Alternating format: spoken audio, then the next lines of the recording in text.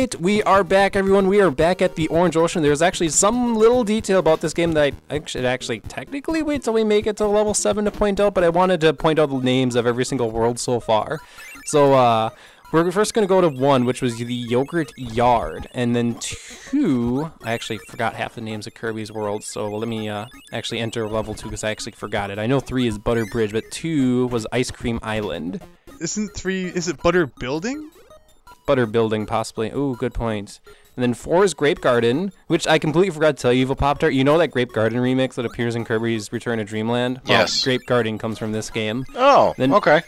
To elaborate on my stock, I found apparently Open Pandora stopped production in December of 2000, like December 21st of 2013. Their final batch came in. The reason they sold about 6,000 units total, which is like not very much, but apparently there were $4.99 a pop. And oh, wow. Just googling it and looking up some stuff, I guess the successor to it is called Pyra. And apparently they're wanting 687 USD for this because it's going to run on Debian. Really? It's like, holy shit, who's going to be paying that much? And now I see why I'd never bought one, because I was like, oh my god, $499 just for a small Linux computer? You gotta be shitting me, for what? Wow. And it's just like, why would I go spend that much money when I could easily spend that AX881 for $160 and have it do just exactly the same thing? Wow. Yeah, that's insane. I mean, hell, I'd rather go spend $200 on an NVIDIA Shield that's twice as powerful as this thing. And NVIDIA Shields are freaking pretty goddamn awesome, if I do say so myself. I've held one, I've played on one. They're nice. They're just extremely nice. They're just, oh my god, I wish I had one, but I don't play handhelds anymore, so. Okay, anyway, level names. They may not necessarily, you might be wondering why am I pointing out Milesluigi. I'll point out the exact reason in World 7, actually, once we finally see that level's world name. But notice that 6 was called the Orange Ocean. The ocean of very much orangeness. I really gotta compliment Kirby's Adventure. It is on the NES, but this looks like a really good NES game. Yeah, definitely. I mean, as we talked about, 93, one of the later ones, they realized how to make some really good-looking games, if you compare them to earlier ones. Oh yeah. Like this isn't an SNES by any means, and you can tell it's an NES game, but graphically speaking, this is probably one of the most impressive NES games on the entire library. I'm actually trying to think if I would put any game above Kirby's Adventure, and I'm not certain if I would. Ooh, I missed a secret in this world? Castlevania, maybe. Maybe, as far as platforming goes, Castlevania has some nice graphics. I'm trying to think of which ones come to mind. On the NES, Castlevania, Kirby, Teenage Mutant Ninja Turtles in Time? Or was that SNES? In Time was Super Nintendo, yes. Okay, the Ninja Turtles game for the NES, which I don't remember what it's called, which I own, I just don't know what it's called. That wasn't too bad. Well, is it one of the arcade-style ones, or is it the normal platform? Okay, so it's either number 2, the arcade game, or number 3, the Manhattan Project. It's probably the Manhattan Project. That's what I'm thinking of for the NES. Now I know where the secret is. I'm gonna need hammer or stone. And there's no hammer stone here, so let me roll this roulette wheel some more. Give me something! That's not gonna do it. Give me something! Super Mario Bros. 3 was pretty popular on the NES. It has decent graphics, but definitely not super detailed like this. Contra? Yeah, Contra is a game, and its sequels, they actually have some very nice graphics. Let's not forget Bubble Bobble. Bubble Bobble. I wouldn't put Bubble Bobble on like really high in terms of graphical capabilities, but it looked really good for what it is. It has a very good graphical theme, I'll give it that. How about that? Yeah, I'm just trying to think. DuckTales, that game was popular, but it didn't have the graphics as... DuckTales 2 had some pretty nice graphics. Yeah. Double Dragon comes to mind. Double Dragon was a really good one. It had some nice sprites. Oh, of course we got the Mega Man stuff, but Punch-Out? I can't forget Punch-Out. Punch-Out's pretty basic. Yeah, you're right. most likely. Super Mario Bros. 3 is actually a really good one. I would say that's about the best. It doesn't. Its backgrounds are just flat color though, with some like objects to make it look like there's things in the background, like clouds and bushes. It's not like Kirby right here, where you actually have some really nice looking background. Fair enough. I'll give you that one. But I mean, really, if you look at the background here, all it is just one single color palette with two other things. But I will admit that it's animated in the background with the ocean and stuff too. There's some really nice, just graphical details in this game. I'm not bashing Mario 3. It looks really nice too, but Kirby beats it. I'm trying to think if I don't like get it this run, I think I might just go get a hammer. You're gonna take a trip to the top secret area. Well, it's the World 5 arena. Oh, gosh darn it, I died again. World 5 arena has hammer, and that's probably one of the most useful arenas because hammer's that good of an ability for getting secrets. Castlevania 3 Dracula's Curse, I'd say it has awesome backgrounds. Yeah, it has some nice detail. That would be a good detail. Battletoads? No? If you could ever see them. If you could ever see them, not happening. Okay. I'm in unknown territory here because I'm just trying to think. The only thing, no, that game. There we go. Didn't have any either. Now I got something. Perfect. I gotta say, my votes for Kirby's Adventure is for one of the prettiest NES games that came out during its regular life cycle. I'm certain someone's made some hack at some point that does some crazy stuff. I'm actually not certain if that's ever happened. I do know that people still make... Oh gosh, I'm gonna die. I do know people still make NES cartridges for like strings. Like I do know there's like these Christmas NES cartridges that this one company makes. Yeah, there's this guy who makes like a Christmas themed NES game. I think he does it for Super Nintendo too every year and sells them for like 40-50 bucks. Wow, really? Screw that. Yeah, let me see.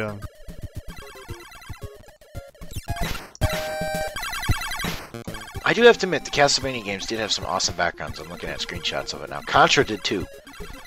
The RPGs and the beat-em-ups really did. DuckTales did, though. DuckTales had some really nice spriting.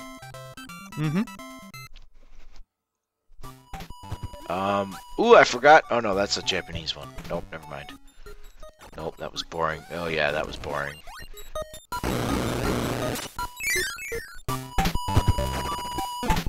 I've got both my co-commentators looking online NES games that were pretty. I suppose you're looking up those Christmas cartridges that one dude makes. I just sent one in the Skype chat here. Yeah, 44 bucks. You get this cartridge. It has like built-in like flashing LEDs and some really random games. Rob loves you, I guess. Rob says buy a cart at W. Okay, yeah, it's a silly cart. Ah, here it is. Teenage Mutant Ninja Turtles 2, the arcade game. Oh, so it was number 2. Okay. It was number 2, yep. Tetris was kind of boring. Tetris. I like NES Tetris. It's, basic, but gets the job done. Oh, I forgot. Vice Project Doom. That had some really good background. Oh, Journey to Silas doesn't get much recognition, but it was pretty nice. S-I-L-I-U-S. It was pretty nice.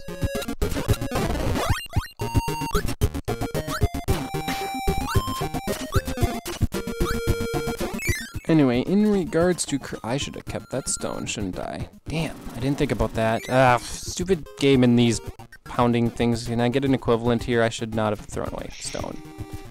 Sad day. Now, just like Super Mario World, interestingly enough, you can enter and exit a stage by pressing start and hitting exit stage, but only after you beat it, so...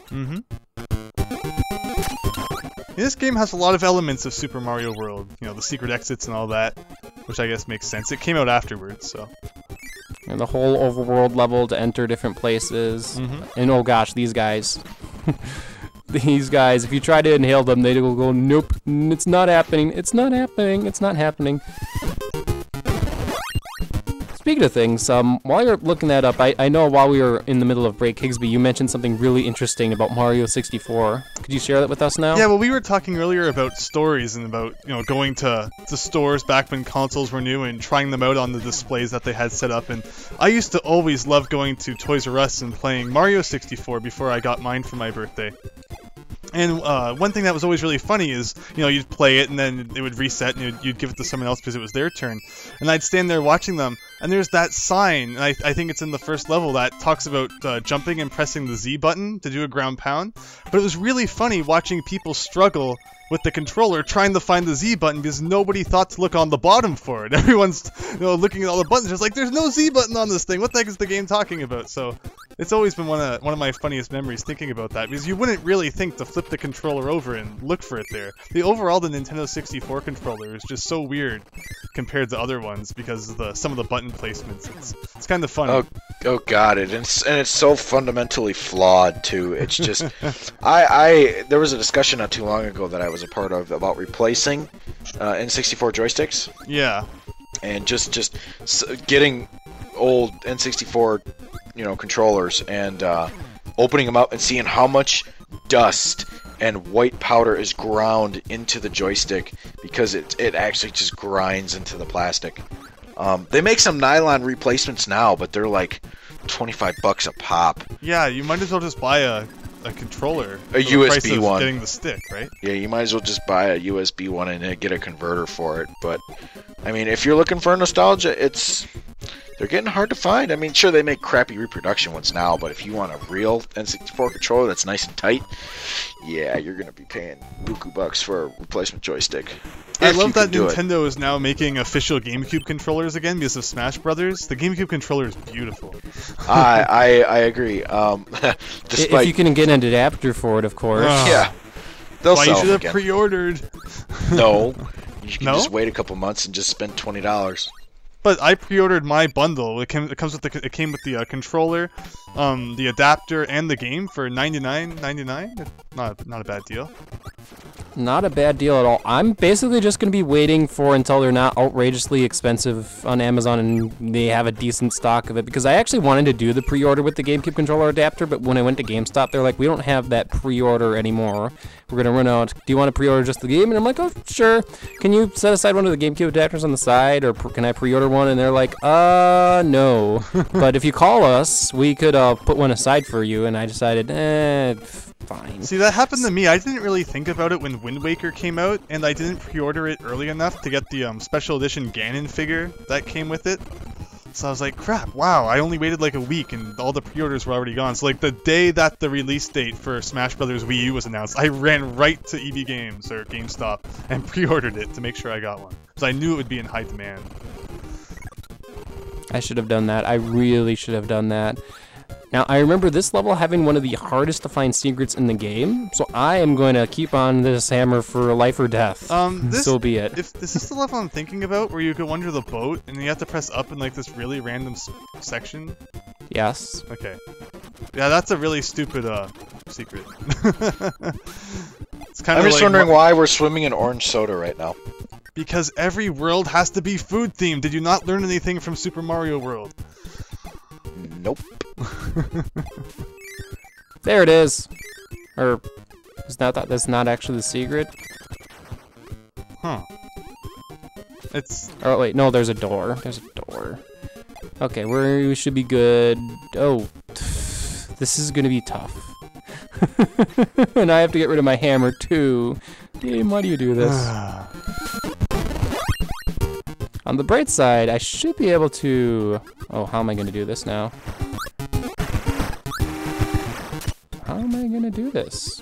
It gives you fire, but like you can't spit fire underwater reasonably so.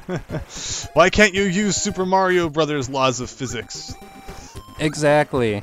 Now, if this was like Kirby's Return to Dreamland, I could have just done the other hammer ability to start a fire, and then I would have been golden. I actually am not certain how you're supposed to do this. Don't you go in the door through the top?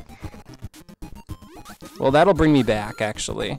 Is there no other item that starts the, starts that? There's a fire, then there's burning that could also do it, but you can't use burning underwater. Look, See those corners on the ceiling? Can't you shoot something that bounces off that into the I water? could bring laser here. I'd have to go out of my way to get laser then. Laser sounds like it. I think that's what you need. I guess I'm gonna have to go get laser. To be fair, I didn't need hammer to get into there, so I will be having to carry a laser through there. I'll just do my best to get through this level as quick as possible. This is one of the bigger levels in the game. It's the big giant ship on the Orange Ocean. See, I remember this secret being a pain in the butt, and that's why. This is one of the last secrets I ever got in this game, actually, back when I did play it. Yeah, it is one of the trickiest for sure. But now that I think about it, let's think of all the Nintendo games that had food-themed worlds. Like, who at Nintendo, like, was, I mean, I guess kind of unoriginal. It's kind of neat, you know, the first couple times, but you have Mario World, you have Kirby's Adventure, you have Wario Land 1, where everything is named after food. Are there any other Nintendo games where everything's named after food? Oh, good. Oh, gosh. My brain is drawing a complete blank. I was just thinking about the fact, hey, Nintendo's naming worlds after foods. That's the person who should be still naming things at Nintendo, right, Evilpoptart? Maybe it still is, and he's just gone off the deep end, and I hate him even more. Alright. The best level for me to get a laser, I don't know if one of the museums or one of the, that one has wheel. Anyway, no, that will be throw. No, not throw. That'll be burning, actually. I don't have the warp in World 6 yet, so I have to go through here. World 3, in the middle of the level, you're just kind of given laser. I think it's World 3 level 2, so I'll be heading that way. Unless you guys know of any quicker laser I can get. Isn't there a laser in one of the museums? There might be. I'm not remembering which museum. I'm not even certain if I got it yet. What was in the first museum? The first museum will have sword. Okay.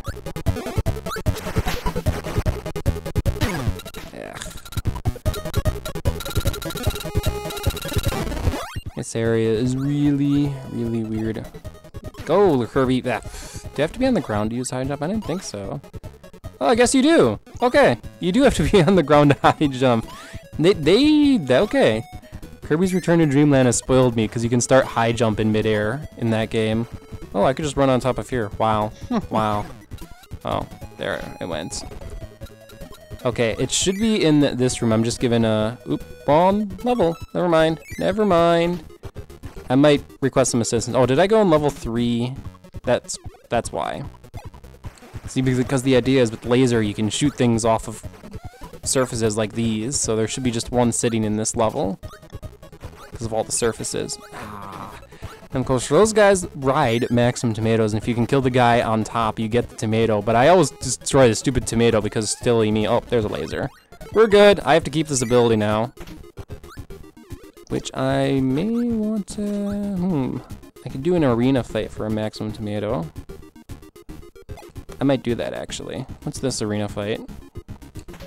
Oh, wait, that's a museum. That has high jump. Never mind, never mind. Never mind, I will just, suck it up. Well, so much for the Kirby LP doing fantastic. World 6, I'm telling you, really tricky secrets. I was just blasting through this game earlier, wow. Okay. So level 3, the ship. I'm just gonna be really careful. Thankfully, lasers are pretty good offensive weapons, so you can kill just like everything. They are pretty effective. Ooh, that'll help. I want that. Mm-hmm. No. No. Go. Oh. No! Oh my god. Wow. I don't think I've ever seen a Sparky guy pursue me that aggressively. Fly, you fool! Fly! Okay, there we go. Now we can ignore Bonkers. Bonkers is completely optional. Oh wait, do I need his hammer to get through this? Oh, okay, I guess I can't ignore Bonkers. I think the passageway opens if I kill Bonkers. Thankfully I can do this. I just have to make sure he's on screen. Laser's not that powerful of an ability, but it is good because it has that massive range. Do I need hammer? Oop, I do. Now I have to juggle these two power-ups. I do not... Oh, you can't juggle power-ups in this game. No. How do you get this? Well, someone look up a video right now. Is there no way to get through without the hammer? No? I don't think so. Okay, well then let's... What if you eat the enemy, shoot the star. Will it bounce off the corner? I'm not certain. Please, someone look up a video, because... Yeah. Wait a minute, doesn't Sword start fires underwater? No, they don't. Or at least I don't remember them doing that. Oh, there's a laser here. If I can get it. Okay, I figured it out. We don't need your stupid video, we figured it out. Okay, this sword guy, though, is extremely... Holy crap! Wow, I don't think I can think of a more annoying place to put an enemy. On the bright side, I do remember this being the most annoying secret in the game, so once I get it, we should be good to go. Die! Oh, no, no! No! Okay, I gotta try that again. Sadly, the end fuse on the light doesn't respawn, so if you miss... Oh, I can't fall through that platform. That's why I messed up. Okay. So I'm gonna have to do one of these dealios. So Kirby can fire the laser. There we go. Got it. We're good. The hardest switch in the game to get. And it just gets us a game. The game's actually, maybe, I'm wondering if I should show this off. The games actually do technically get harder the further into the game you go. Though, they aren't different in any way, shape, or form, though. So, you're not missing too much. It's more difficult games, like the gun game that I failed at miserably earlier, where you shoot the guy before he shoots you. Timings get harder. The bomb-throwing, egg-throwing ones, King DDD tries to trick you more. I forgot what the crane game does, though. I think the crane game's the same always. So once you find a secret exit, do you have to finish the level? Oh, no, I don't. Why am I doing this?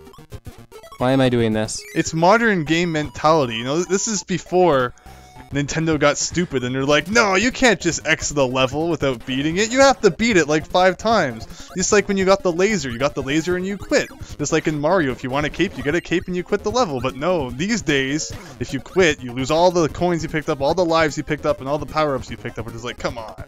Why do you have to do that to me? There's no reason for that. I mean, I kind of understand lives. I mean, but then, if I want to grind lives, what business is it of Nintendo's? The games are easy enough anyway, but...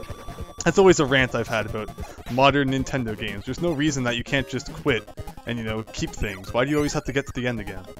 Oh, it's important for Kirby games, too, because Kirby, you know, there's power-ups and everything, and it's like, what if you need a specific power-up? As I've showed before, I've needed hammer or stone for a lot of things. And this, I need something that'll reach through the wall. I don't think Sword will reach that. I think Beam would reach that, though. If I can jump up... Sadly, the game, relatively speaking, out of all the NES games, this one has a bit of slowdown, unfortunately. And there's a couple of spots like this spot where it's definitely noticeable. Okay, I'm just missing 1-ups. We're okay. This game hasn't been showing me with 1-ups quite like a Mario game would, though. Like, if you're following our late night Mario World, Higsby and I have accumulated over 100 lives so far put to us together. To be fair, we were grinding lives, though. But still. Too horribly. Not too just horribly. Just kind of showing off the different places that you can do it. It's not like we really, like, you know, did it too much. Alright, I believe to the left there is maybe a secret this way? We're gonna find out. Oh wow, that guy jumped over his thing. And I killed him by jumping into him. It's just a 1-up, okay. I guess, sadly speaking, my memory of this point on forward is a little fuzzy, because I remember when I first got Kirby's Adventure way back along in the day, I played through up to World 5. This was before I learned of the copy abilities. And then it was after that my memory starts to kind of fade out. I guess it was that first time playing where it was all fresh in my mind. And there's our secret. That secret's kind of baloney, if you ask me. Yeah, like that's just one of those spots where you kind of just have to press up. I mean, it kind of looks like there's something there, but it's also kind of BS. So, how did you get by certain points that require items if you didn't know that you could use items? Was there actually a point where you explicitly were required to have an item? Well, you say that this is around the point when you learned about it, but look at that point that we just had where you had to have a hammer. Is that like... Oh, I didn't get secrets. Oh, so there's a way around that. Okay. That's my bad then. Yeah, you could go through this game entirely without items, well, up to a certain point, which will be coming up to that point here actually in this world. You'll see. without any items. Should I pick up a parasol? I like parasol. There we go. Ooh, smart. It was a smart idea. Why? Because of these coconuts. Now, I always thought... Oh, I just lost it. I always thought that the coconuts on these trees looked like footballs. And it looks like the trees are dropping footballs on you. Leave it to active imagination of, I guess, a very young me to think that those are footballs. I mean, they look like footballs. It's a coconut, Milesluigi. It's a football. You didn't make it. Mm-hmm. I always thought they were cocoa beans or something that exploded on you. Oh yeah, that too. They explode on you. However, if you have parasol, you can just kind of do this and they don't explode on you. There we go.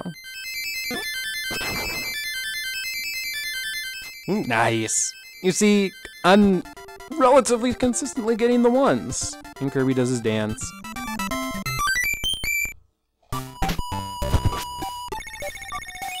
There we go. Now, as a fun fact that I'm not certain that you guys were aware about, but I was aware about, you know how Kirby is gray on the original NES, or not NES, on the Game Boy cartridge? Mm-hmm. That was because they didn't know what color to make Kirby at that time, actually. If you actually put him in the Super Game Boy for the SNES, he's actually got a color palette that, just like for the NES, it looks the same. He's actually more pink. The color palette for the Super Game Boy for the SNES is actually quite interesting because it actually adds more color because it uses that whatever chip inside of it. Mm-hmm. But it's the color information that's it's stored in the Super Game Boy and not actually the Game Boy cartridge, right? Correct. So Correct. that's why that would have come along later after they had established the color. I mean, the Super Game Boy on the SNES was basically a Game Boy in a cart.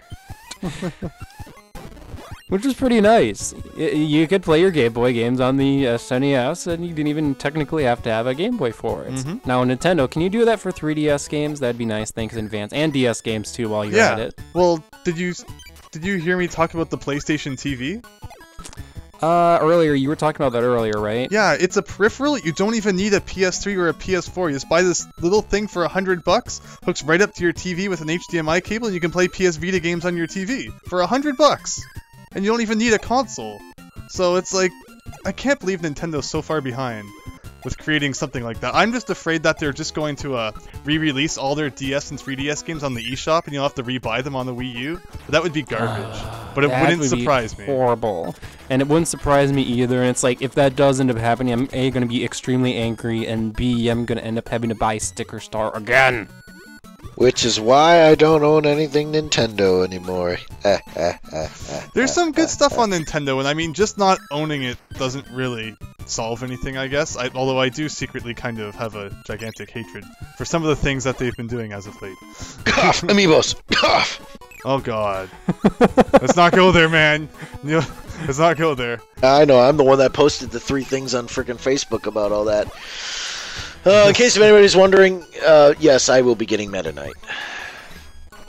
Evilpoptart will be getting a Metaknight Amiibo, but the whole idea is, oh hey, are these things going to be rare? Or wait, no, they're not going to be rare, you're going to make more, wait, you're not going to make more. It's just like frustrating. Make up your mind, Nintendo. Either make these stupid things rare and collectible, or say, hey, no, we're going to produce more. Yeah. Don't be like in between. Long story. Anyway, this is the most difficult cannon in the game, and I kind of need that fire ability. So, god damn it. So, provided I don't get hit in an enemy on the way back up. Oh gosh, this is gonna be tough just getting out of here. With fire intact. Okay, I'm gonna try the left side of the wall. There we go, they just run past me. Perfect.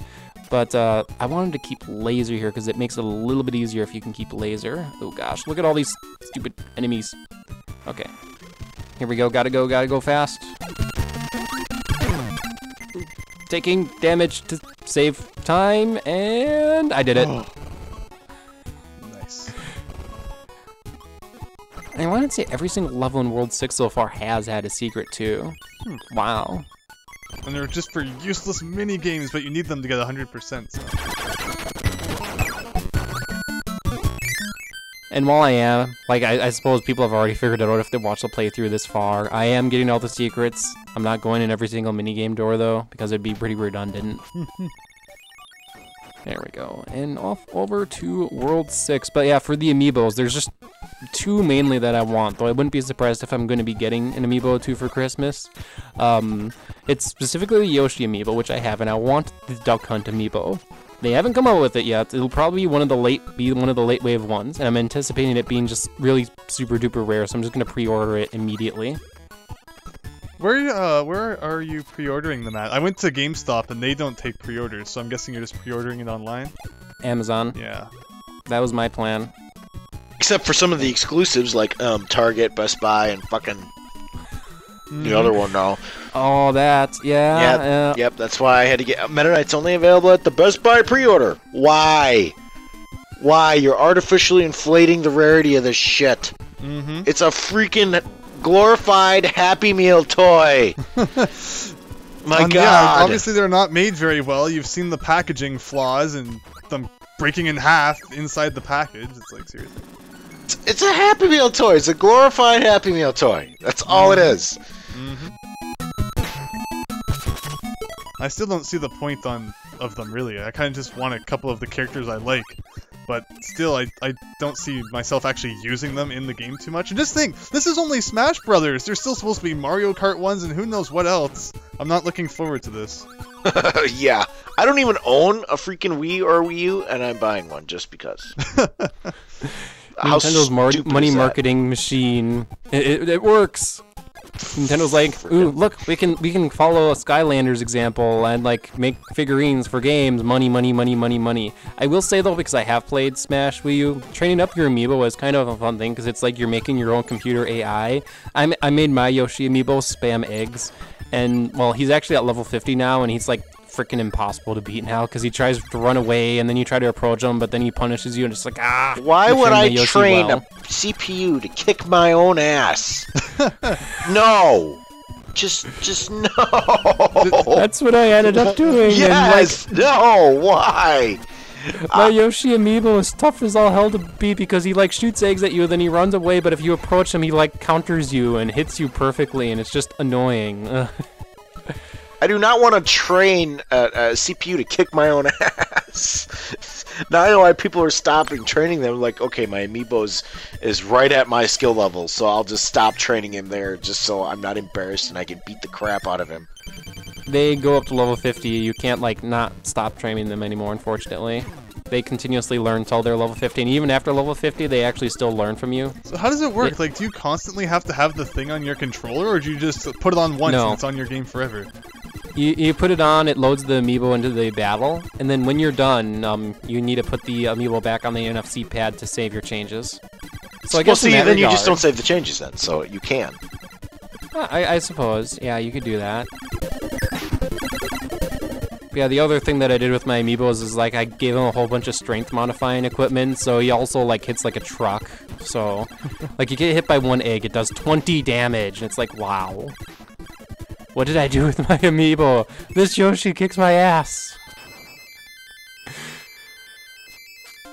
Alright, there we go. Anyway, I missed the secret in this level because I'm going to need burning or fire.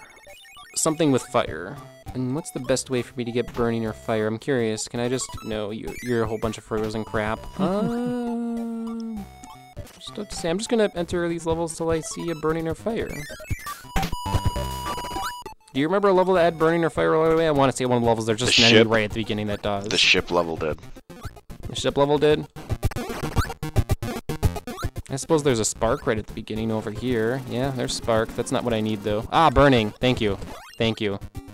I suppose in this game it's called Fireball. I always called Fireball burning, though. There we go. I need to break through some ice blocks. Ah. There we go. I'm just going to fly over everything. Why don't you just quit? Why would I quit? I need to get a secret. Oh, in this level? I thought you needed it. Yeah. Oh, okay, never mind. Oh, right, it's yes. And you need fire or burning for this. Mm-hmm. And there we go. That does it for secrets in this world.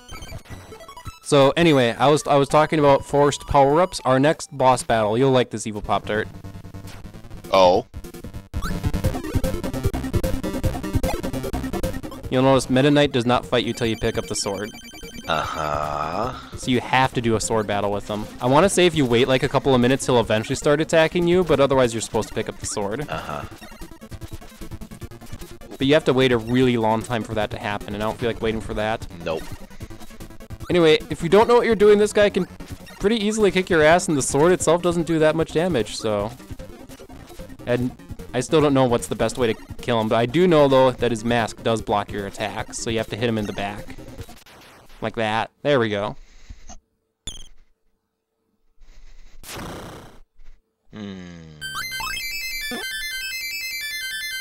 What's that old saying? Run away to live to fight another day? Sounds about right.